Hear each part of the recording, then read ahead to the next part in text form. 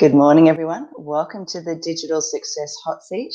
Leanne Cohen's here, owner of Marketing Leap and Digital Success Catalyst. And today I am really excited to have Venessa Nickless with us.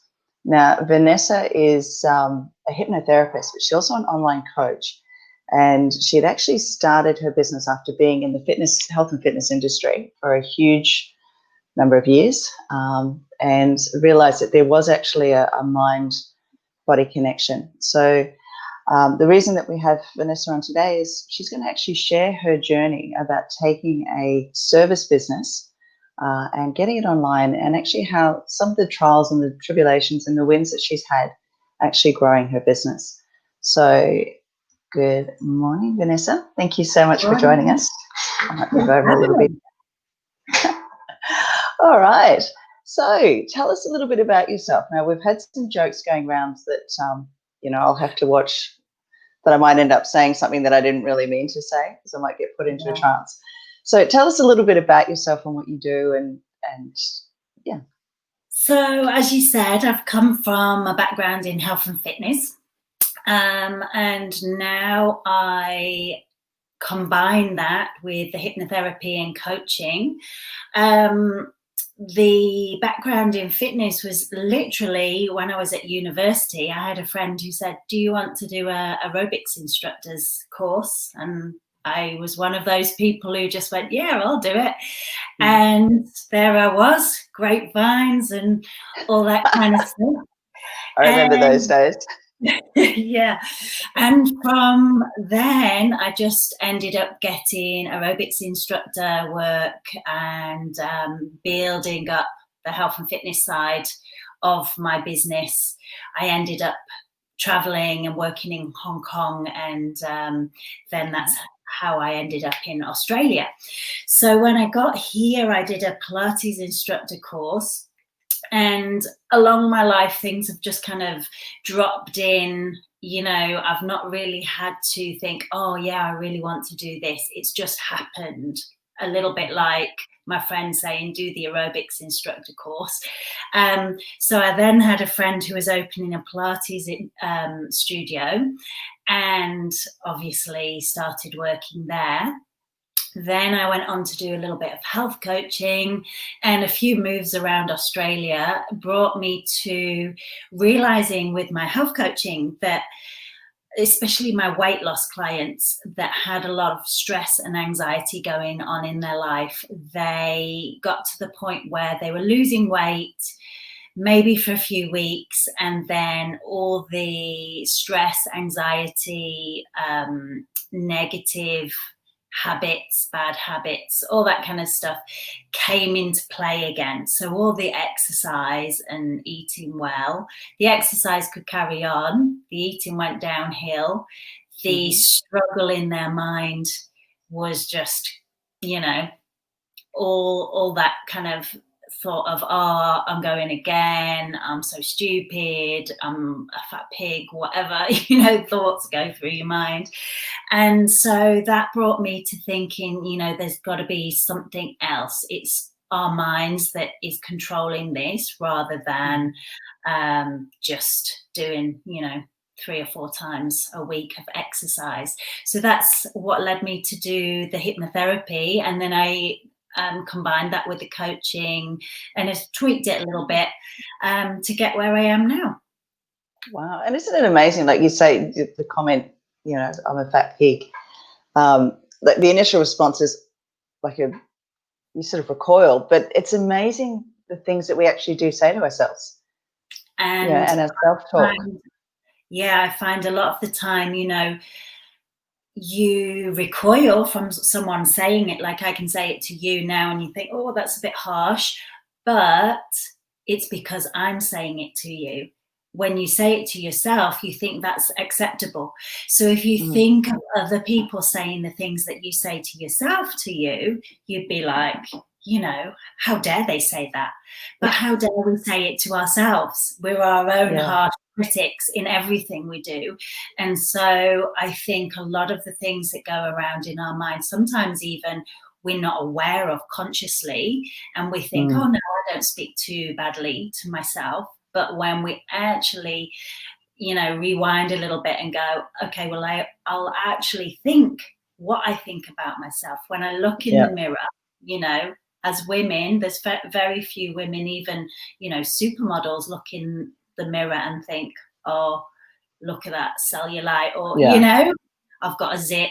So it's working out how we actually speak to ourselves, and even if we're not speaking to ourselves, those thoughts about ourselves, and being really honest with ourselves about how horrible we are.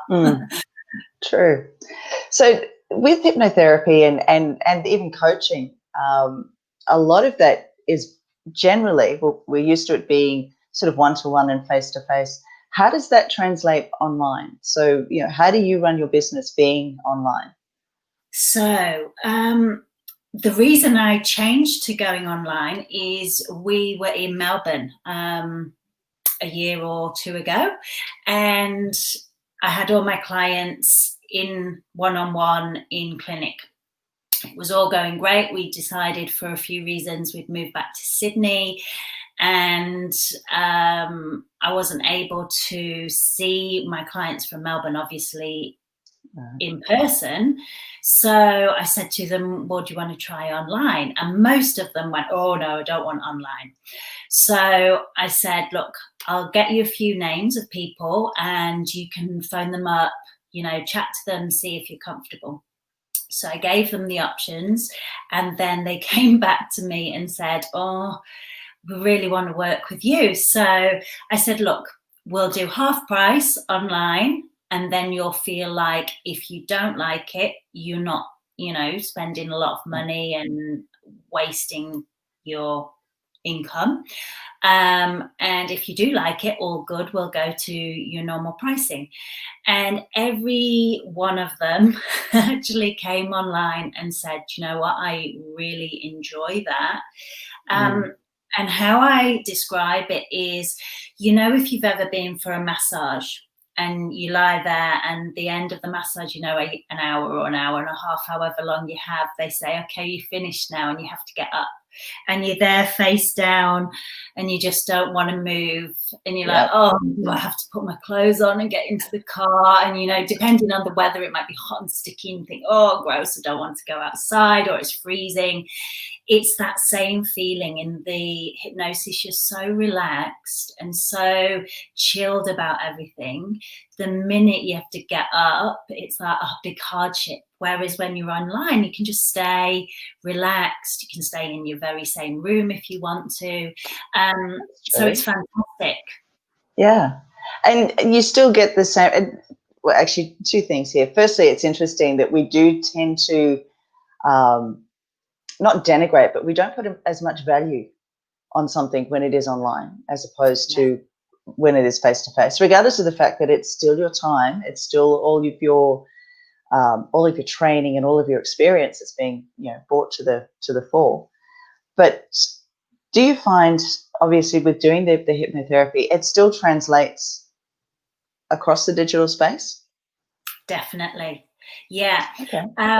And what I've found is, because I myself was a little bit skeptical, because I've been so used to being, in person with people, whether it be in an aerobics class, a Pilates class, a yoga class, and have had that face-to-face contact.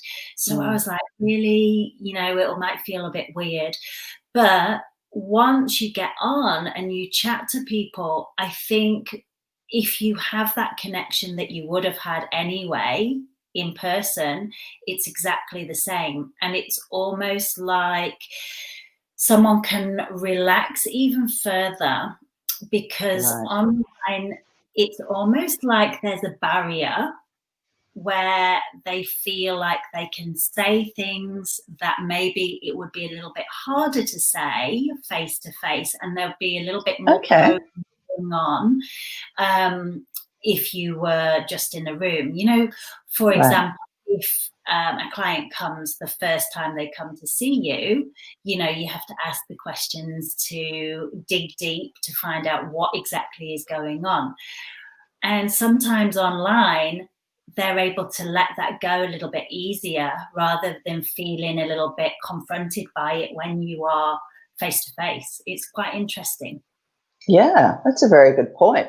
So coming from the background that you've had, coming from the health and fitness industry and then moving into hypnotherapy, obviously understanding the online space and actually getting your business set up online isn't something that you were trained to do. So, so what are some of the things that you found the hardest that you could maybe share with other people? Say, look, these are the challenges that I've been through, and this is how I've worked it out for my business. I have tried an awful lot of things, and to be honest, I think a lot of people offering advice online, and it may be me because these people are very good at what they do, so it may have been the way that I take things, but a lot of people are talking about, come on my coaching or my put your course together type program, and then you'll have $1 million business straight away. I hate that.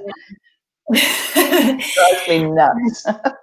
Yeah, and I fell for it. I fall for everything like that. I'm a very I just believe everything basically. TV programs, I cry straight away, all that kind of stuff. So I have jumped from pillar to post. I started off on Wix, for example, with my website, built it all myself, and it was going great. I had, high ranking SEO and all that kind of stuff. And then I went on a course and thought, I need to move to, I can't even remember who I moved to, Kajabi or someone like that, who did it all. Yeah. Which was fabulous. But my business wasn't at the point where I needed really all that stuff. So the price for what I was getting back on it wasn't working for me. So I decided, okay, I'm doing the wrong thing. And then I've been told, you always have the, in the back of your mind, WordPress is the best, WordPress is the best. So now I've gone to WordPress, which I hate because I can't use it. But I am hanging in there because I'm like, I can't change again. I just need to stick with this. And really looking back on it, for my business, I would have been fine just carrying on with Wix, and it would have saved me all that time and energy and money. So I think really understanding, if you're starting up like me from absolute scratch and you haven't got a budget behind you to be able to put to these things, start really simple and don't worry about, searches on Google, because at the end of the day, people need to get to know you personally first. And I think, getting your personality across, whether it be at live events or whether it be on a Facebook Live or things like this, so people get to know you rather than just looking at a website. You can put a video on a Wix website, you can put a video on a WordPress website. Yeah. Really, and does it matter when you're starting which one it is?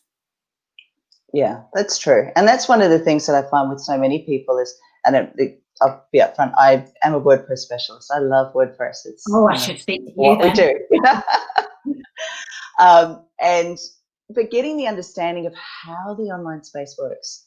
Like and you're right, there's so many people out there that, you need to be on Kajabi, or no, you really need to be on ClickFunnels, or and everybody's out there selling all these things, but there doesn't seem to be a lot of people that are actually saying, you know what, when you start out, this is what you do, and then this is your next step, and then this is your next step. And, there's so much money that gets wasted, and time. Time is a big thing. I feel that so many people are saying, I can show you how to use ClickFunnels or whichever one it is, and you can use my templates or what have you.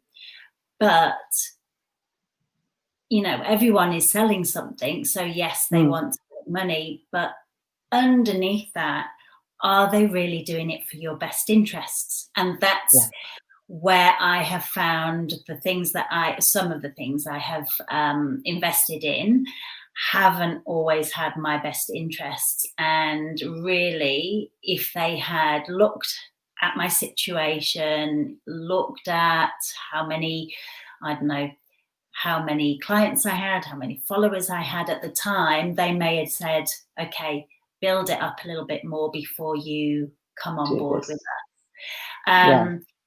And I'm quite passionate now, because of going through all this, in letting people know, whether it be for my course or whether it be for other courses in the digital platform, letting them know whether it is right for them, and really giving them the support that they need, rather than just going, oh yeah, you'll get the support, and then getting nothing. So for someone starting out, because I mean, this is an ongoing issue and to be honest, it's the main reason I started the series of interviews, is because, there's so many people that we don't have a choice now. We have to be online. We have to show up. For somebody that is starting out, how do they weed through all of these? How do you determine whether somebody has your best interests at heart or whether they're just trying to sell you something? I think asking good questions is great. And I say that with a little bit tongue-in-cheek, because when you start, you don't know the best questions. Yeah. And someone who is very good at what they do will speak to you like they're answering everything you need to know. And it's almost like you're a deer in headlights and go, oh yeah, that sounds amazing. So it's almost like, and this is popping into my head for a blog post, it's almost like someone who remembers what it's like to start at the beginning. Yes. To put, these are the questions, because there are people who feel like this at the start and then get so far ahead in their game that it's almost like you forget how hard it was at the start, and you start, oh yeah, it's easy, it's simple, I've got to this point, whereas if you are a little bit lower down the pecking order and you can say, actually, that was a nightmare, that caused me so much stress, so much time, I was pulling my hair out, someone would be able to go, okay, well, I believe that, and I can see myself as that person. And the other thing, sorry, Tom. I was going to say, it's almost like learning a whole new language. Yes. And I think that's something that a lot of people have to realize, is that the minute you move into the online space, you are literally learning a whole new language. And knowing who to trust is a big thing. So, yeah. And a lot of these bigger people have, their freebies and things like that. So I suppose it's quite a good idea to get hold of their freebies and see what information you can get and see how much help they give you. And then from that, ask more questions. And also, I think someone who is pretty open and, the type of person who really wants to help a person at their stage is going to say to them, okay, what stage are you at? How much money are you earning? How much time have you got to put to this? Honestly, like, don't kid yourself. Yes. For example, with WordPress, you would probably say to me, okay, well, if you want to learn it yourself, you need to do X, Y, and Z. Whereas the person I'd spoke to was like, oh, WordPress, you're going to, make millions from WordPress, And I did it and I look at it and go, oh, I don't know what to touch. Yeah. So it's almost a little bit different from coaching, in that a good coach will ask you lots of questions to get you to be resourceful in your answers. Whereas to help in the digital space, I think the person helping, so say, for instance, if you were asking someone, okay, do you want my help with WordPress? You would be asking them 10 million questions on what they know, what they don't know, And there's things that they don't need to know too. Yes. You know, there are some things as a business owner you simply don't need to know. You need to understand how it works so that when you pay someone, you know what you're paying for. But, you know, you don't need to know everything, but you're right. You do need to know the right questions to ask. That is a big thing. So with your journey, because you've got an online course that you've got running. Yes. At the moment. So with all of that, what are some of the wins that you've been proud of? So how long have you been in this space? I would say online only. I literally only have a couple of face-to-face clients now. So online only, it's just this year, yeah. And I think, sorry, what was the question?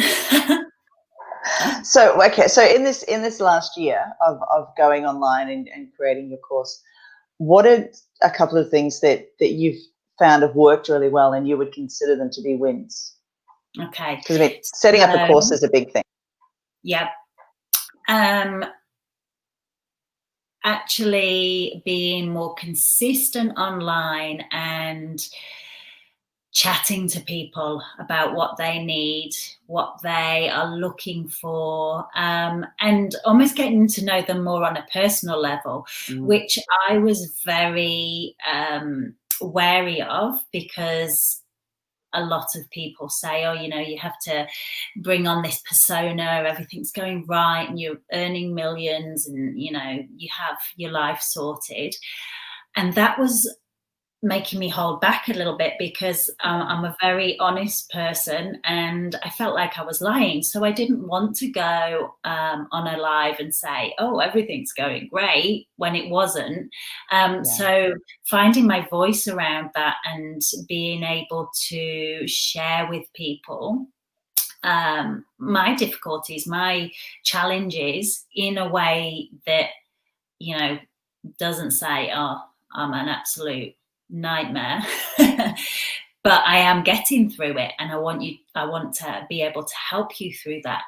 That has helped a lot, and I think just building on that, I've been on a couple of free Facebook groups giving demonstrations of hypnotherapy and coaching, and I've had a lot of feedback from that. I often say, for instance, if it's Mother's Day, I'll do a free Mother's Day hypnosis, audio hypnosis for people. So I send out a lot of free stuff in order to get the feedback from it and the chats, and just to find out what people are struggling with. I did a sleep program, and I sleep very well, luckily. And I was amazed to see the amount of people that are struggling with sleep. And so that was amazing for me, because I was like, oh, I can help you with this. It's brilliant. So things that I would never have thought would have been so popular were. And I think it's just getting out there and taking the jump to just do a post. Literally, one of these posts was probably just a sentence: do you need help sleeping? And then I had this bombardment of people saying, yes, I need help. And I was like, wow, this is amazing. And I think it gets back to asking questions, doesn't it? Yeah. Showing up and asking questions. Yeah. Really. And literally, I think sometimes as well, asking those questions in a place of giving rather than I want this. I'm asking this question because I want you to buy something from me. Because with those, it was absolutely free. I don't want them to buy anything. I was literally doing it to help, because it was during COVID. And then since then, because people have got to know me a little bit better, they've gone, okay, I want to do this course with you. Or some people have said, oh, I've just recently moved, I haven't got the money. Can I do it next time? And I fully believe that they will do it next time with me, because the relationship we've got. And I'm very much I won't push anyone into it. I won't kind of do the sales thing on them, because I really do believe you have to, especially with hypnotherapy, you have to be ready for it to make the changes that you want to see. Yeah. No, that's perfect. And that's the thing, isn't it? It's still, having those conversations and know, like, and trust. Yes. Really. It's a huge And thing. another thing with me as well, I've realized, sometimes I just want to spend money. Say, for instance, this might be the same with the shoe shopping. I'm not a big shoe shopper, but sometimes people will say, oh, I've gone out and bought 4 pairs of shoes. For me, that's with courses and self-development and stuff. And so realizing that about myself and realizing, okay, I'm obviously in that phase, and I have to watch myself and realize, okay, what do I need for my business or for my personal development? Is this going to get me closer to it? Is this in the budget? Things like that. So being quite strategic about things and having the template for my business as to what to then invest in has been very important for me, instead of just willy-nilly, oh, I'll just do this. This is the latest fad. And actually, that's quite interesting, because the next question was going to be, what would be 2 to 3 tips? So for someone starting out, having an idea of where you want your business to go, and having a bit of a template, so that the minute the next guru rocks up and says you've got to be on TikTok, it's like, if your ideal client isn't on TikTok, no, you don't. Yeah. It's so having that sort of written down in stone to stop you spending money on things that you really don't need to, and keep you focused. Yeah. And I think as a business owner, that's a big thing, is getting that focus. Yes. Or keeping it. I'm quite visual. I'm dyslexic, so something in front of me keeps me on track. I have to, I'm visual and kinesthetic, so I have to write things. I write everything in my diary. If I have it on my calendar in my phone, it doesn't happen. It has to be written down. So I think those, whether it be your goals or whether it be your weekly schedule, whether it be your appointments, if they're there on the wall in front of you, what you want to do, and you can see it every day, that really helps me. When we moved up here and my office wasn't set up, I've just got plain white walls, and it's a really new house. I'm scared to stick anything up. It was a nightmare, and I had to get everything down. I've got pieces of paper everywhere that I can just see every day, and it just keeps me on track, keeps me reminded of what I'm doing, so that it's very easy when you work for yourself to kind of, someone phones you up and says, oh, let's go for a coffee, oh, let's do this. It's very easy, because you can, as long as you haven't got anything booked in. But if you book and schedule your time so that you have that, social time for yourself or networking time for yourself, it works 100 times better for me anyway. Yeah. Oh, that's fantastic. And that's the thing. When you sit down at your desk and you've got so many hours, I'm actually reading a book at the moment called Running Your Business Like Clockwork. And one of the things that the author says, and I can't pronounce his surname, it's something, but he also wrote Profit First, Michael. And one of the things that he says is that, if you've got this much time spare, you're going to use it regardless. It just seems to be the way that human beings are. So, I think blocking off time and having schedules is a really, really big thing. So if somebody wanted to connect with you and have a bit of a chat about what you do in the hypnotherapy, how do people reach out and connect with you? So my email address is info@Mind Body Clinical Hypnotherapy, and you can phone my phone number 0431 779 741. And you're on Facebook? Yes, Facebook, Instagram, and website. I am on LinkedIn, and not very much. That is my next goal, to kind of work on the LinkedIn side of things. So find me and chat to me. I am very much a person that is all for the chat. I think I'm old school. I think, especially with my work, you can get so much more across with a chat rather than emails and thinking someone is a certain person. This goes the same for, your digital courses and things like that. I think you can get more of an idea of what someone is about, and if they're the type of person that you want to work with, if you speak to them. You just know. It's like if you've ever done online dating and you could email all day and think they are, the man of your dreams, and then when you meet up, it's like, oh, not what I thought you were. Yeah. Actually, that is a really good analogy, looking at it that way. Yeah. And I'm not saying I'm the perfect person for everybody either. Some people think, I don't know, they want a little bit more, not professional. I am a professional person, but my language and my demeanor isn't kind of, more clinical. Yeah. So some people are more happy with that because they feel like hypnotherapy is more clinical. Some people want my type of persona because they can relax a little bit more. So I am absolutely also happy when people ring me up and there's not a connection there, and I'll say, I have people that I can refer you to.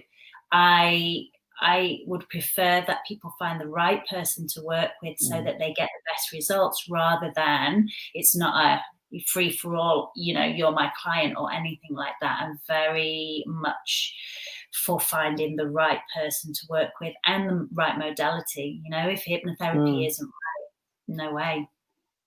Yeah. Oh, that's perfect. Well, thank you so much for your time today. I really appreciate it. And for anyone that's interested, please reach out to Venessa from Mind Body Clinical Hypnotherapy. And thank you for that. And thanks so much, Leanne. Okay. Bye. Bye.